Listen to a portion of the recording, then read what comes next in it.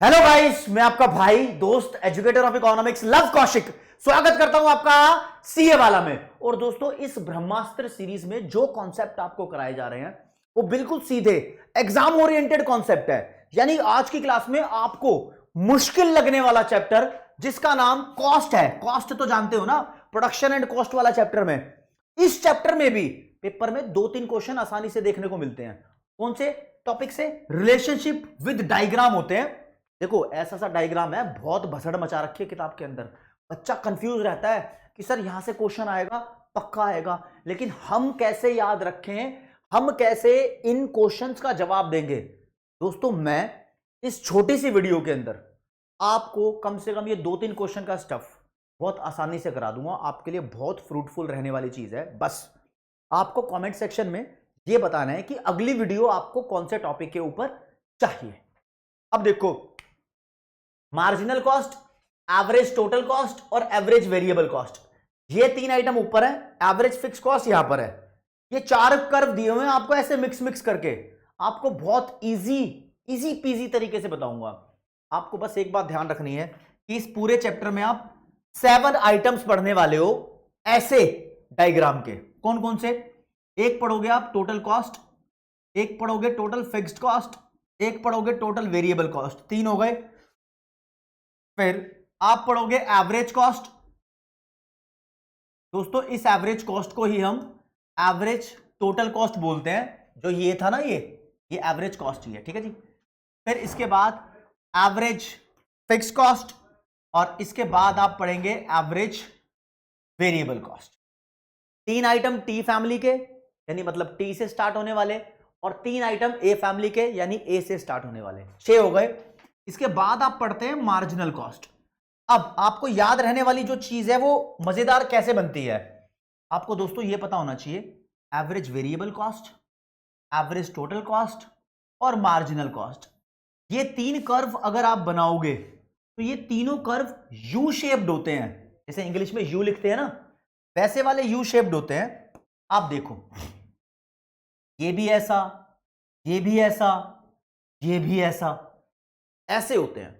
और जब इन 3 डायग्राम में आपको रिलेशनशिप स्टडी करना हो तो बच्चों के लिए बहुत भयंकर बन जाता है। और देखो कैसा, ऐसा सा माया जाल बन जाता है। 3 देखो, 1 2 3, इन तीनों को आसान बना रहा हूं, फिर इसके ऊपर आऊंगा। दोस्तों, एवरेज कॉस्ट बोलूंगा इसको, एवरेज कॉस्ट, और ये मार्जिनल कॉस्ट, इन दोनों का आपस में टाका भिड़ा हुआ है, ध्यान रखना। फिर एवरेज वेरिएबल कॉस्ट और marginal cost, average variable cost और मार्जिनल कॉस्ट, इनका भी आपस में टाका भिड़ा हुआ है। इन दोनों को क्रैक करते हैं इजी तरीके से, फिर आगे बढ़ेंगे। आगे बढ़ोगे तो आप देखोगे आपके पेपर के लिए जो रिक्वायर्ड थिंग्स हैं वो प्रॉपर तरीके से यहां पर हो रही हैं। सुनना जरा मेरी बात। देखो जी, आपको बताता हूं। सबसे पहले मैं marginal cost and average cost. अब पहली बात तो इकोनॉमिक्स में यह सोचकर चलना कि एमसी और एसी में क्या चाचा ताऊ भाई भतीजे की रिश्तेदारी है, ये नहीं पढ़नी होती। यहां पर रिलेशनशिप स्टडी करने का बहुत ही अलग पैटर्न है। आपको क्या बताना है, देखो, मैं पहले एवरेज कॉस्ट कर्व बना दूं। सबसे पहले U shaped average cost curve बनाऊंगा। ये मान लो मैंने बना दिया। ये शॉर्ट रन के कर्व से, ध्यान रखना। अब दोस्तों, marginal cost curve average cost curve को इसके मिनिमम पॉइंट पर कट करके जाता है। ये मार्जिनल कॉस्ट कर्व। अब अगर आपको इन दोनों के बीच में रिलेशनशिप याद रखने हैं तो कैसे याद रखने हैं, ये देखना सबसे पहले कि जहां पर इस एमसी कर्व ने एसी कर्व को कट किया है वो पॉइंट कौन सा है? ई पॉइंट। तो पहला रिलेशन तो यही बन रहा है कि एमसी कर्व एसी कर्व को उसके मिनिमम पॉइंट पे काटता है। तो रिलेशन नंबर 1 जिसको बोलते हैं MC curve cuts AC curve at its minimum point. लेकिन दोस्तों, इस रिलेशन को हम एक और लैंग्वेज में करेंगे। देखो, आपको यह देखना है कि एसी तो यू शेप्ड है, एसी अपने आप में मिनिमम कहां पर है, सबसे कम कहां पर है? इसी पॉइंट पे है।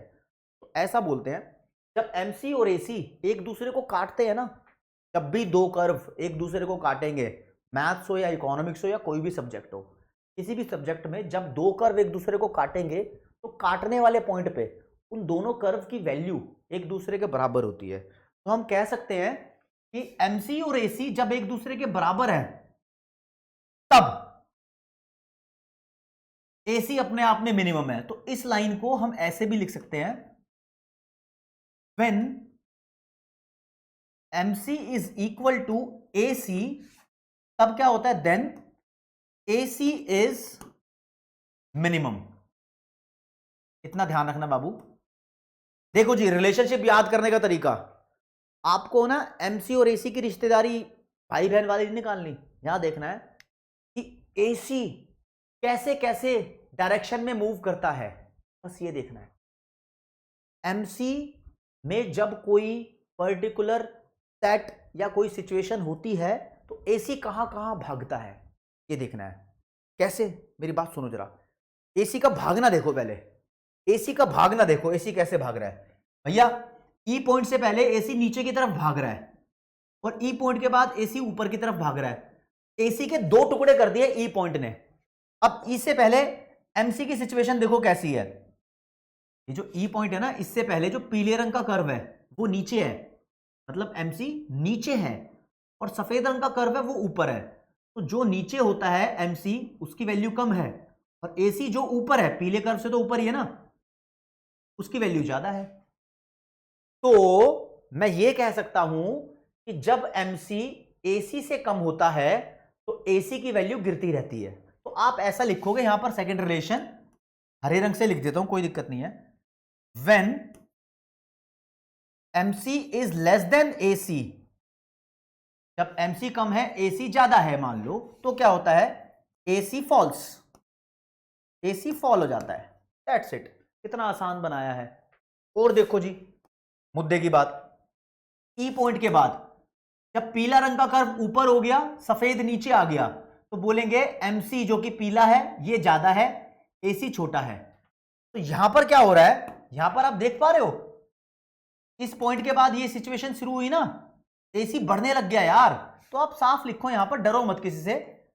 When MC is more than AC, जब MC बड़ा हो गया AC से तो AC राइजेस, AC बढ़ने लग गया, AC की वैल्यू बढ़ने लग गई ना। This is the relationship between MC and AC। अब एग्जाम में क्वेश्चन कैसा आता है, एग्जाम में क्वेश्चन आ जाएगा, जब MC AC से छोटा होता है तो बताओ AC फॉल होता है, AC राइज होता है, AC कांस्टेंट रहता है, या नन ऑफ द अबव। ऐसे ऑप्शन आ जाएंगे, तो आपको ध्यान रखना होगा कि AC में क्या होता है। ठीक है, आपको दो पॉइंट मेन ध्यान रखने हैं। जब MC AC से बड़ा है तो AC राइज होता है, जब MC AC से छोटा है तो AC फॉल होता है, और जब MC AC बराबर है तो AC की वैल्यू अपने आप में कम से कम यानी मिनिमम है। अगर आपको यह याद हो गया तो आपको MC और ABC बिल्कुल प्रॉपर तरीके से याद हो गया। राज्य कैसे याद हो गया, मेरी बात सुन लेना जरा, बस MC और ABC में रिलेशन देखना है ना। तो MC तो ठीक है, AC की जगह ABC लिख दो, AC की जगह ABC लिख दो यार, क्या कह रहा हूं मैं, ये देखो इधर देखो, मैं बोल रहा हूं MC और ABC में रिलेशन। तो लो जी, अब मैं क्या करूंगा, पेन लूंगा पहले, तो मैं क्या कर रहा हूं, MC और ABC लिख रहा हूं, जहां जहां AC है वहां वहां ABC लिख दो, बस हो गया। ABC ABC ABC है ना, ABC ABC ABC, ऐसे ऐसे कर दो, काम हो गया। यानी आपको बहुत इजी करना है, तो मैं अब इसको इरेज कर दूं ताकि आपके लिए बहुत आसान हो जाए।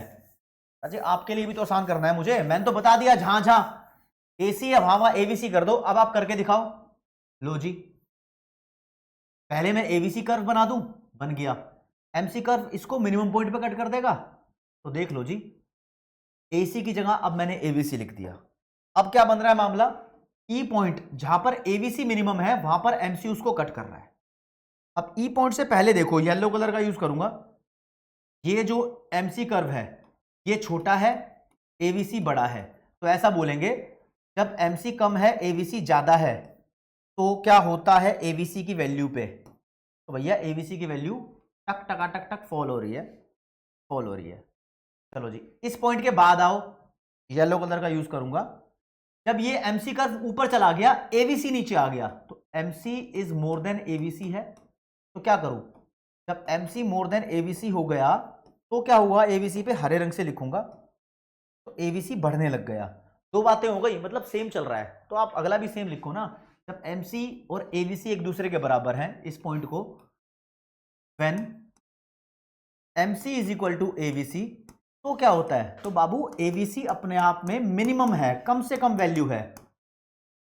मिनिमम का मतलब समझ रहे हो ना, जो ये एबीसी कर्व है ये कम से कम यहां है ना, ठीक है, तो उस बारे में बता रहा हूं। या फिर आप इस रिलेशन को लिख दो कि MC curve cuts ABC curve at its minimum point, that's it, हो गई बात। अब आगे बढ़ते हैं, अब आगे बढ़ते हैं उस्ताद, आप बस बातें कैच करते रहना। हाँ, आपको इसके ऊपर बेस्ड मैं कुछ क्वेश्चंस कराऊंगा, वो क्वेश्चन जरूर कर लेना, क्वेश्चन बहुत इंपॉर्टेंट होंगे। देखो जी, एवरेज फिक्स्ड कॉस्ट और टोटल फिक्स्ड कॉस्ट की बात करूंगा। टोटल फिक्स्ड कॉस्ट हमेशा कांस्टेंट रहती है, ये नहीं बदलती वैल्यू। एवरेज फिक्स्ड कॉस्ट ये बदलती रहती है वैल्यू, ये फॉलिंग नेचर होती है, जैसे जैसे आउटपुट बढ़ता है ये फॉल होती है। अगर रिश्ता देखोगे इन दोनों के बीच में, तो एएफसी यानी एवरेज फिक्स्ड कॉस्ट को कैलकुलेट किया जाता है टीएफसी अपॉन आउटपुट के फॉर्मूले से। इसको मैं अप्लाई करता हूं ताकि आपको मजा आ जाए।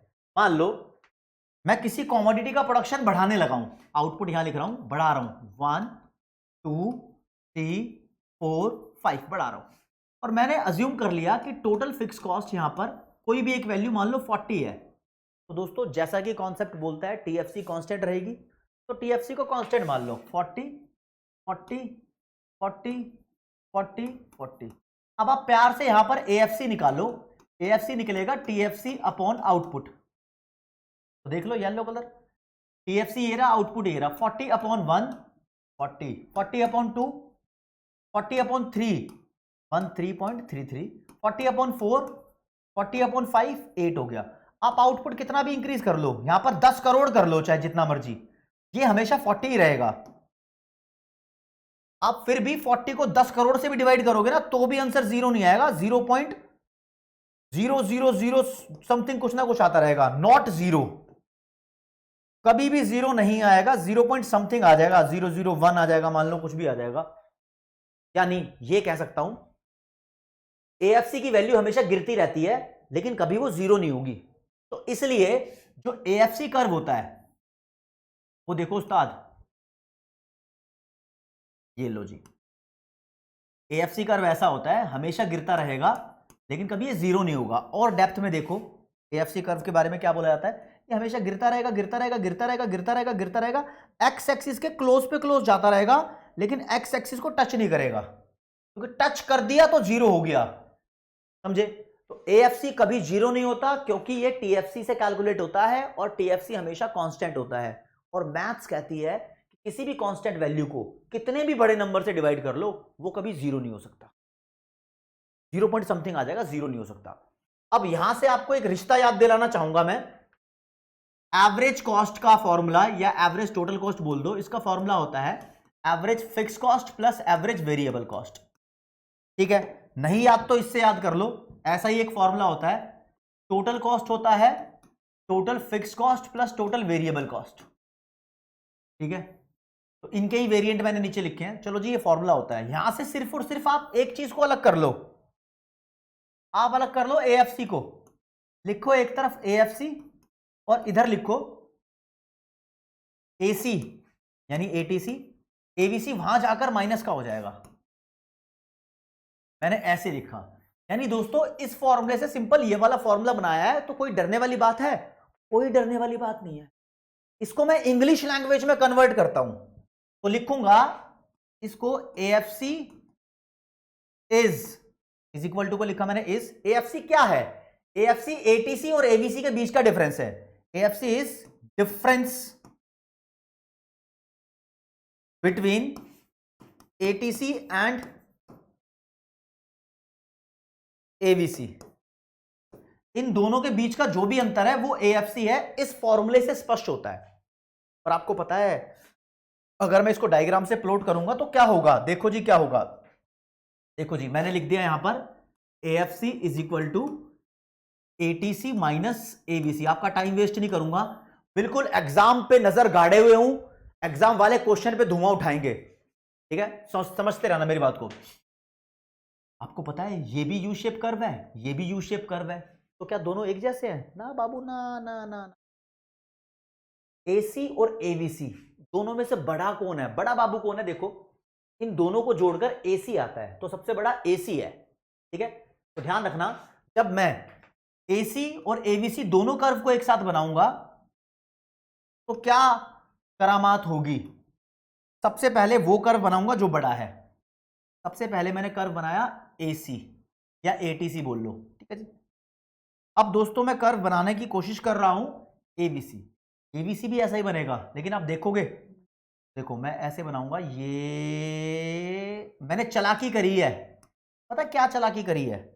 मैंने चालाकी यहां ये करी है कि जो गैप है, पेन ले लो व्हाइट वाला, येलो वाला, जो AC और ABC के बीच का गैप है, AC और ABC के बीच का जो गैप है, ये गैप धीरे धीरे कम हो रहा है। ये देखो धीरे धीरे कम हो रहा है। कभी भी AC और ABC एक दूसरे को टच नहीं करेंगे, कभी नहीं करेंगे। क्यों? अगर दोनों ने एक दूसरे को टच कर दिया तो दोनों की वैल्यू बराबर हो जाएगी, और जहां पर दोनों की वैल्यू बराबर हुई वहां पता है क्या कांड होगा? देखो मान लो AC की वैल्यू भी 10 है, ABC की वैल्यू भी 10 है, दोनों बराबर हो गए, तो 10 माइनस 10 AFC 0 आ गया। AFC 0 और AFC कभी 0 हो नहीं सकता। क्यों नहीं हो सकता? देखो AFC फॉल होता रहता है और कभी भी 0 नहीं होता। तो ये बात तो कभी सेट ही नहीं बैठती कि AC और ABC एक दूसरे के कभी बराबर होंगे। तो इस बात को तो तुम ऐसे ही कर लो, कोई बात नहीं, समझे? तो इस ही अप्रोच से मैं इसको यहां से रिमूव कर देता हूं, क्योंकि आपके इतने काम की चीज नहीं है।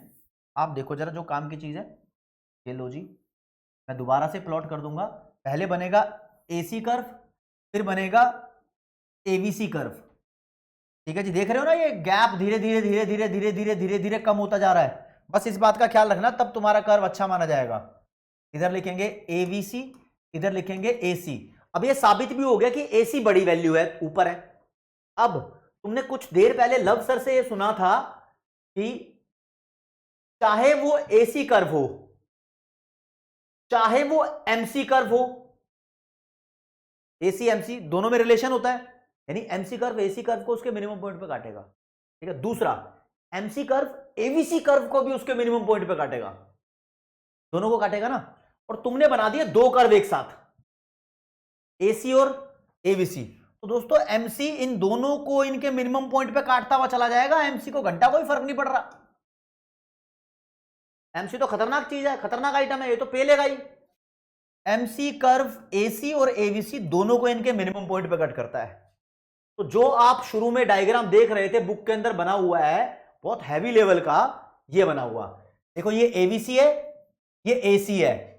अब इसको पकड़ो, ये AC, इसको पकड़ो, ये ABC। इन दोनों के बीच का गैप देखो धीरे धीरे धीरे धीरे धीरे धीरे कम होता जा रहा है। अब यहां क्योंकि बुक के अंदर थोड़ा पैरेलल बनाया हुआ गलत है, लेकिन ये गैप और कम होगा, धीरे धीरे हमेशा कम होगा। और इन दोनों को मिनिमम पॉइंट पे, जैसे कि MC कर्व ये रहा, इसने मिनिमम पॉइंट पे काटा AC को और फिर मिनिमम पॉइंट पे काटा ABC को, तो ये इकट्ठे बन गए। और AFC कभी अपनी दशा नहीं भूलेगा, ये हमेशा फॉल होता आ रहा है भाई, इसको मतलब नहीं कहीं से भी आए, ये हमेशा फॉल होता आएगा। इस तरीके से रिश्ते बने हुए हैं। यानी जो ये पूरा डायग्राम है, ये आपको रट्टा मारने की बिल्कुल भी जरूरत थी नहीं।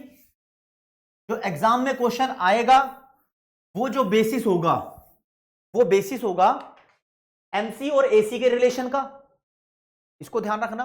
दूसरा बेसिस होगा MC और ABC के रिलेशन का, जो मैं आपको बहुत क्रिस्टल क्लियर कर चुका हूं। मैं आपको दोस्तों MC और AC का रिलेशन करा चुका हूं और MC और ABC का रिलेशन करा चुका हूं। उसके ऊपर नया क्वेश्चन कंडक्ट जो होता है वो ये होता है AFC की वैल्यू के ऊपर। AFC हमेशा फॉलो होता रहता है जैसे जैसे आउटपुट बढ़ता रहेगा, ठीक है जी। फिर मैं आपको AFC is the difference between ATC and ABC भी बता चुका हूं। दोनों कर्व में कैसे बनावट आई है। फिर आपका मन करे तो एएफसी कर्व अगर प्लॉट करना चाहते हो तो प्लॉट कर देना, जैसे ये बनाया था ना, ये लो, इसमें एएफसी कर्व प्लॉट करना है तो जहां से तुम्हारा मन करे वहां से प्लॉट कर दो, एएफसी से डरने वाली कोई बात ही नहीं है। कैसे रंग से प्लॉट करूं बताओ? हरे से कर देते हैं। ये लो जी एएफसी, एएफसी कहीं से भी काट देगा, कुछ भी, कोई डरने वाली बात नहीं है, बस ये फॉल होता रहेगा। इसकी कटिंग पटिंग की टेंशन मत लेना, बस इसके बारे में एक बात ध्यान रखना, एएफसी फॉल होता रहेगा, डरने वाली बात ही नहीं है। ठीक है जी, आगे अब मेरी बात एक बार देख लेना यार, छोटी छोटी बातें आपको बताऊंगा, डरने वाली कोई बात नहीं है। देखो जी, आपको बुक के अंदर शॉर्ट रन कॉस्ट कर्व पढ़ने हैं जो कि 7 हैं, 3 टी फैमिली से, TC, TFC, TVC, AC, AFC, AVC और एमसी। इसके अलावा एक सेमी वेरिएबल कॉस्ट भी है, एडिशनल मान लो। फिर दोस्तों लॉन्ग रन कॉस्ट भी पढ़ने हैं। अब लॉन्ग रन कॉस्ट कर्व तुम्हारे कोर्स में सारे नहीं हैं, इसमें एक ही पढ़ना है आपको, long run average cost curve. ठीक है ना? अब ध्यान रखना, long run average cost curve को आप प्लानिंग कर्व बोल देते हो, ये भी यू शेप्ड की तरह होता है, लेकिन जो शॉर्ट रन में एवरेज कॉस्ट कर्व होता है ना, मतलब एस का मतलब शॉर्ट रन, एल का मतलब लॉन्ग रन, इसको हम प्लांट कर्व बोलते हैं। पेपर से रिलेटेड बात है, मोटे मोटे लेवल के तुम्हारे यहां क्वेश्चन क्रैक हो रहे हैं। अब मैं यहां पर आपको, जो ये वीडियो का पर्पस था ना, पर्पस आपको रिलेशनशिप स्टैब्लिश करके दिखाना था, और उसके ऊपर कुछ एडिशनल क्वेश्चन बनते हैं तो मैं उसकी एक्सप्लेनेशन देता हूं। ठीक है, अभी देता हूं आपके सामने, क्विज पेश कर रहा हूं, देखो आंसर मैं ही बताऊंगा, आपका इसमें बहुत सही ज्ञान का इन्वॉल्वमेंट हुआ तो बढ़िया रहेगा। हरे रंग का इस्तेमाल कर लेता हूं। Which of the following cost curve is never U shaped? इन चारों में से कौन सा कर्व है जो कभी यू शेप्ड होगा ही नहीं, ना होता? Average cost curve U shape होता है, marginal cost curve U shape होता है, average variable cost U shape होता है, एएफसी कभी यू शेप नहीं होता, ये ऐसे डाउनवर्ड स्लोपिंग होता है, इसको रेक्टेंगुलर हाइपरबोला वाली शेप भी बोलते हैं। तो यहां पर फोर्थ वाला इज द राइट आंसर हो गया, आपको दिख भी गया होगा। आगे बढ़ते हैं जी, लिखा है total cost in the short run is classified into fixed cost and variable cost. बोलता है जो टोटल कॉस्ट है वो शॉर्ट रन के अंदर फिक्स्ड कॉस्ट और वेरिएबल कॉस्ट में क्लासिफाइड होती है, ये वेरिएबल कॉस्ट, ये फिक्स्ड कॉस्ट होती है, तो ठीक है। तो कह रहा है कि which one of the following is variable cost? इन चारों में से वेरिएबल कॉस्ट कौन सी है? बाबू वेरिएबल का मतलब क्या होता है? चेंजेबल, जो बदल सके, ऐसा खर्चा जिसकी वजह से तुम्हारा प्रोडक्शन बदल जाए, उस खर्चे को बोलते हैं वेरिएबल कॉस्ट। कॉस्ट का मतलब खर्चा ही तो होता है ना? यानी तुम ज्यादा रॉ मटेरियल खरीद लो तो ज्यादा प्रोडक्शन हो जाएगा, तो ऐसा खर्चा आपका वेरिएबल कॉस्ट होता है। फिक्स्ड कॉस्ट ऐसे खर्चे होते हैं जिससे तुम्हारा प्रोडक्शन पे कोई फर्क नहीं पड़ेगा, आपको वो खर्चे करने ही है, रेंट देना है तो देना ही है, ब्याज देना है तो देना ही है, इससे प्रोडक्शन इंक्रीज नहीं होगा। चाहे तुम फैक्ट्री में सामान बनाओ या ना बनाओ, रेंट फिर भी जाएगा, ओनर तो फिर भी रेंट लेगा। चाहे तुम प्रॉफिट कमाओ या ना कमाओ, जिसने तुम्हें उधार पे पैसा दिया है वो इंटरेस्ट तो मांगेगा मांगेगा। तो इंटरेस्ट पेमेंट, रेंट पेमेंट, ये फिक्स्ड कॉस्ट के पार्ट है। और यहां पर देखते हैं फिर क्या लिखा है, कॉस्ट ऑफ रॉ मटेरियल, जैसे कि मैं एग्जांपल में बता रहा था, this one is the variable cost. कोई इक्विपमेंट, एसेट्स वगैरह खरीदना या रेंट देना या इंटरेस्ट देना, ये सब तुम्हारे फिक्स्ड एक्सपेंसेस हैं। फिक्स्ड एसेट्स को खरीदोगे तो फिक्स्ड एक्सपेंस में ही काउंट होगा, फिक्स्ड कॉस्ट है। चलो जी, अभी जो क्वेश्चन कराए थे उसकी देखते हैं क्या लिखा है। विच of the following is true? नीचे 4 बातें लिखी हुई हैं मार्जिनल कॉस्ट और एवरेज कॉस्ट के बारे में, 4 बातें लिखी हुई हैं, आपको बतानी है कौन सी सच है। तो रट्टा तो मारना नहीं उस रिलेशन का, हमेशा क्या करना, एमसी और एसी के बारे में लिखा है ना, ये एसी है और ये एमसी है जो उसको मिनिमम पॉइंट पे कट करेगा, इसको ध्यान रख लेना बस। और कुछ बीच में बात हो तो आप यहां से, जैसे कि यहां पर एमसी लेस देन एसी होता है तो एसी फॉल करता है, और जब एमसी मोर देन एसी होता है तो एसी राइज करता है। इन बातों को ध्यान रख लेना। फिर पढ़ते हैं जरा कौन क्या कह रहा है। चलो जी, लिखा है if MC is greater than ATC, ATC का मतलब एसी ही है, एमसी एसी से बड़ा होता है तो एसी इज फॉलिंग। जब एमसी एसी से बड़ा होता है तो ये वाला पोर्शन है, इसमें तो एसी राइज होता है, तो लाइन गलत हो गई। When AC curve intersect MC curve at minimum of MC, कहता है एसी एमसी कर्व को इंटरसेक्ट यानी कट करता है तो एमसी मिनिमम होता है। अरे बाबू ऐसा कोई चक्कर नहीं है, एमसी कर्व और एसी कर्व एक दूसरे को कट करते हैं तो एसी मिनिमम होता है, एमसी मिनिमम नहीं होता। एमसी तो पता नहीं कहां मिनिमम है, उसमें कोई रिलेशनशिप सेट ही नहीं होता, वो कभी भी हो सकता है, ठीक है, इसलिए यहां पर वो है भी नहीं। आगे बढ़ो जी। The MC curve intersect ATC curve at minimum point. कहता है एमसी कर्व एसी कर्व को उसके मिनिमम पॉइंट पे कट करता है। राधा ये बात बिल्कुल परफेक्ट समझ में आती है। यहां पर third one is the exact okay report answer, तो यहीं टिक हो गया, तो इसके साथ ही चल देंगे। अगला देखो जी, आपके लिए क्वेश्चन हो रहे हैं दोस्तों, बस ये लास्ट क्वेश्चन ही है, ठीक है। विच of the following is correct. Correct बतानी है लाइन आपको कौन सी है, और इसमें बहुत सारे बच्चे कंफ्यूज भी रहते हैं क्योंकि फॉर्मूला क्या है, TC is equal to TFC plus TVC. तो घुमा फिरा के आपको चीजें चेक करनी है सही क्या है। पहला लिखा है टीसी टीएफसी माइनस टीवीसी है, नहीं नहीं प्लस है, ये गलत हो गया। अगला टीवीसी टीएफसी माइनस टीसी है, इस टीवीसी को यहीं रखो, टीएफसी वहां से माइनस कर दो, टीसी माइनस टीएफसी बनता है ये, ऐसा लिखा है, नहीं नहीं टीएफसी माइनस टीसी लिखा है, यहां टीसी माइनस टीएफसी लिखा होता तो सही होता है, इसलिए गलत हो गया।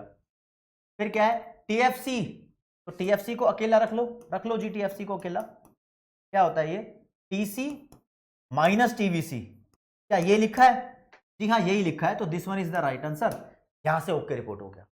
अब आपको कुछ बात बता देता हूं, जैसे कि मान लो क्वेश्चन आ जाए मार्जिनल कॉस्ट के ऊपर, तो दोस्तों मार्जिनल कॉस्ट का लेन देन सिर्फ वेरिएबल कॉस्ट से है, वो फिक्स्ड कॉस्ट से अफेक्ट नहीं होता। मेरा यहां पर जो पर्पस था आज की क्लास में, आपको कुछ डिटेल में समझाना नहीं था, बल्कि स्ट्रेट वहां पर वार करना था जहां से एग्जाम में क्वेश्चन आए। और ये वीडियो देखकर देखो पर्पस क्या है इसका, रिवीजन, आप कॉन्सेप्ट को रिवाइज कर लो, बस ये पर्पस था। और यार सच बताऊं, अब तो पढ़ा लिया, ठीक है, अब बात करता हूं आपकी और मेरी बॉन्डिंग की है ना, जो तारीफ है, जो हमारा बॉन्ड बना हुआ है ना, उसका तो कुछ कहना ही नहीं, इतनी अपरंपार खुशी होती है, और पूरे देश के अंदर चर्चे हैं यार अब तो, नहीं लव सर के और लव सर के स्टूडेंट्स के जो बॉन्ड है उसके पूरे देश में चर्चे हैं। बस आपके प्यार के कारण ही ये हो पाया है, आपका जो विश्वास है, जो आपका साथ है, वो मेरे अंदर कॉन्फिडेंस लेकर आता है, और जब रिजल्ट आता है तो फिर बच्चा खुद बताता है कि हां जो कराया था वो पेपर में आया है। और यार बस ऐसे ही जिंदगी चलती रहे, आप अपनी जिंदगी में खुशियां पाते रहो, लेकिन कोई भी दिक्कत डाउट परेशान नहीं हो, एक बार कमेंट सेक्शन में लिख देना, उसके ऊपर पूरी वीडियो बना दूंगा आपके एकेडमिक डाउट के ऊपर। बस तुम्हारा साथ में देता रहूंगा, प्यार से प्यार मिलना चाहिए, बस फिर इतना ही आज। जय हिंद, जय भारत, नमस्कार, धन्यवाद।